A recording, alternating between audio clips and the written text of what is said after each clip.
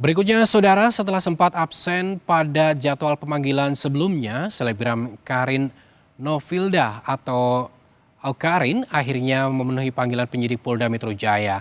Awkarin diperiksa sebagai saksi terkait kasus dugaan penipuan perjalanan umroh agen Hanania Travel. Boleh dijelasin Mbak, hari ini tadi Kedatangan Awkarin ke gedung Direktorat Reserse Kriminal Umum Senin sore merupakan penjadwalan ulang setelah dirinya tidak hadir pada pertengahan Juni lalu. Keterangan Awkarin dibutuhkan penyidik untuk mendalami proses endorsement dan aliran aset dari tersangka utama Ahmad Syah Farhan.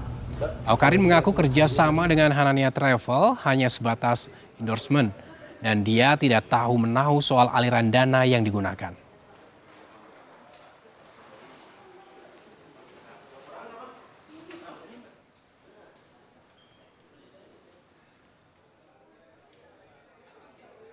Line.